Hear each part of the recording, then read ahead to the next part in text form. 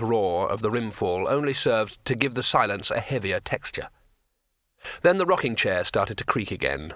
Tethys seemed to have grown alarmingly during the monologue. "There is nothing personal in all this," he added. "I, too, am a slave.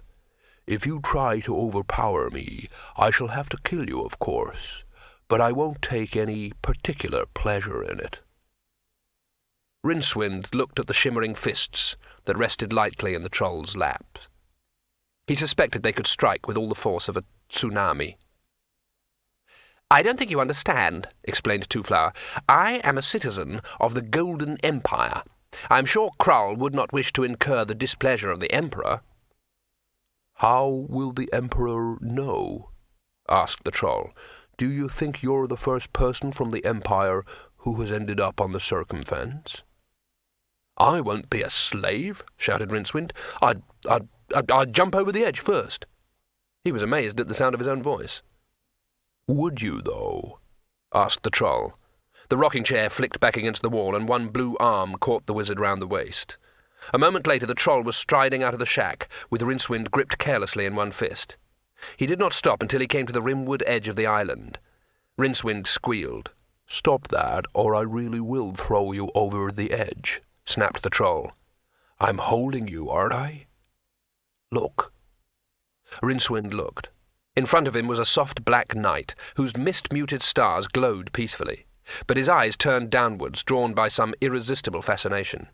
It was midnight on the disk, and so therefore the sun was far, far below, swinging slowly under great Artuin's vast and frosty plastron. Rincewind tried a last attempt to fix his gaze on the tips of his boots, which were protruding over the rim of the rock, but the sheer drop wrenched it away. On either side of him 2 glittering curtains of water hurtled towards infinity as the sea swept around the island on its way to the Long Fall. 100 yards below the wizard, the largest sea salmon he had ever seen flicked itself out of the foam in a wild, jerky, and ultimately hopeless leap. Then it fell back, over and over, into the golden underworld light. Huge shadows grew out of that light like pillars supporting the roof of the universe. Hundreds of miles below him, the wizard made out the shape of something, the edge of something. Like those curious little pictures where the silhouette of an ornate glass suddenly becomes the outline of 2 faces, the scene beneath him flipped into a whole new terrifying perspective. Because down there was the head of an elephant, as big as a reasonably sized continent. One mighty tusk, cut like a mountain against the golden light, trailing a widening shadow towards the stars.